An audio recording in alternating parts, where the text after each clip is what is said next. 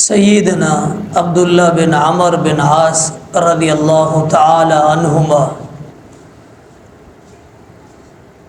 ان سے صحابہ کرام نے مل کے انہیں ایک مشورہ دیا۔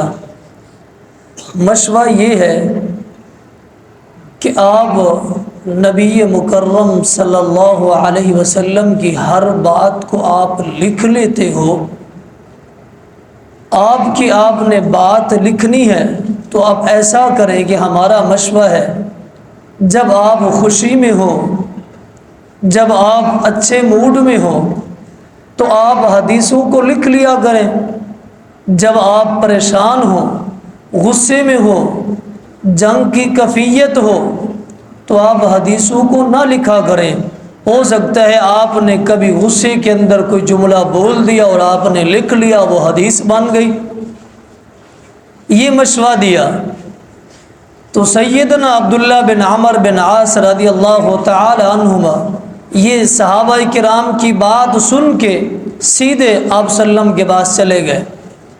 کہنے لگے کہ ایسے ایسے مجھے مشورہ دیا اور ایسے ایسے مجھے بات کہی میرے دوستوں نے، میرے ساتھیوں نے، میں کیا کروں؟ آپ سے پوچھ رہے ہیں۔ تو آپ نے فرمایا کہ اے عبداللہ رضی اللہ تعالی عنہ، جو بھی بات میں اپنی زبان سے نکالتا ہوں، میری زبان سے جو بھی جملہ نکلنے والا ہے وہ سب کا سب سچ پہ مبنی ہوتا ہے، اور آپ ساری کی ساری باتیں لکھ لیا کریں۔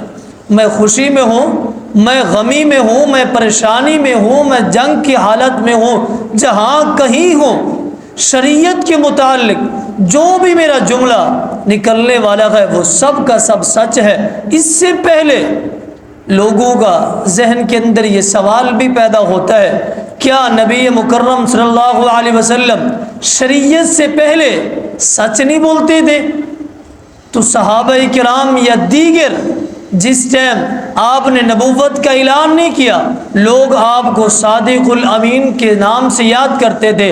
سورۃ شعراء کے اندر یہ بات درج ہے کہ آپ کو امانت دار اور صادق الامین آپ کو کہا جاتا تھا، یعنی آپ جب بھی بولتے تھے سچ بولتے تھے اپنی زبان مبارک سے۔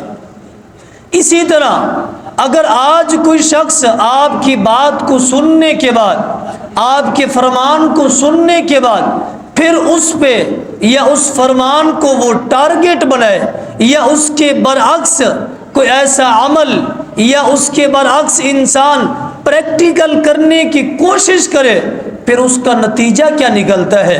حدیث صحیح مسلم کے اندر موجود ہے، ایک محدث گزرے ہیں جن کا نام ہے مہران رحمہ اللہ تعالی، وقت کے محدث ہیں، حدیث پڑھا رہی ہیں، طالب علم کو حدیث کا درس دے رہی ہیں، پڑھاتے ہوئے حدیث آنکھوں سے گزری ہے، زبان سے یہ گزری ہے۔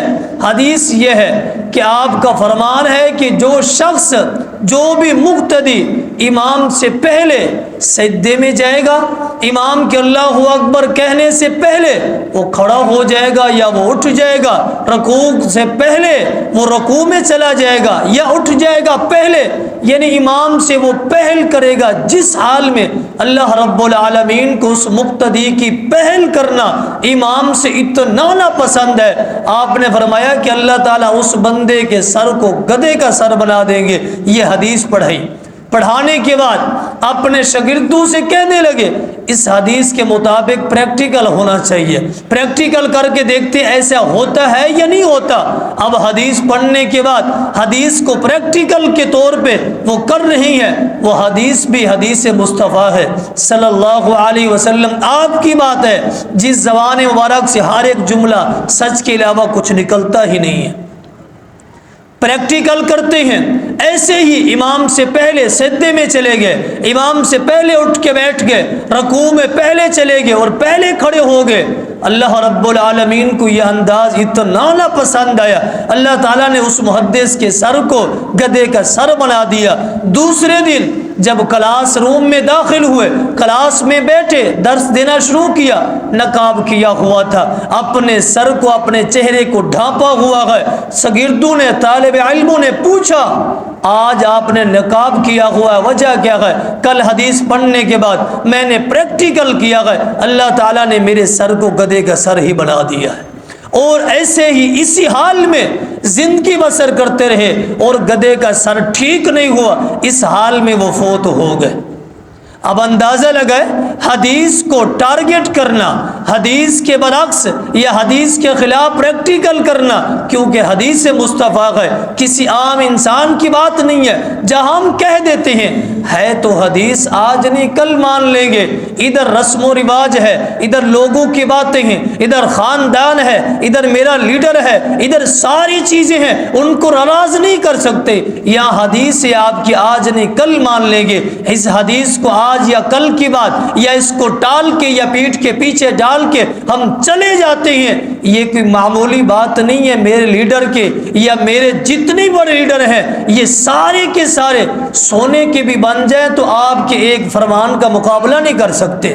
اتنا بڑا فرمان اور سچ پہ مبنی ہے، تو ہمارے لیے ضروری ہے کہ آپ کا ہر ایک فرمان، ہر ایک بات آپ کی ذات کی بات ہو یا آپ کے قول، آپ کا قول ہو تو یہ سچ پہ مبنی ہے۔ اسی طرح ہم نے اس عنوان کا انتخاب اس لیے کیا ہے کہ آپ کے جس مبارک سے سرزد ہونے والے معجزات وہ حقیقت میں مبنی ہے، کتب حدیث کے اندر درج ہے، صحابہ کرام نے اپنے آنکھوں سے دیکھا اور گواہی دے رہے ہیں کہ آپ کی بات اور آپ کی بات جس طرح سچ پہ مبنی ہے، اسی طرح آپ کے جس مبارک سے سرزد ہونے والے اور یہ معجزات بھی سچ پہ مبنی ہے، اللہ رب العالمین کے حکم سے ہوئے ہیں۔ ایک دوسرے کے بعد اس کی انشاءاللہ وضاحت کریں گے۔ وَمَا عَلَيْنَا إِلَّا الْبَلَاغُ۔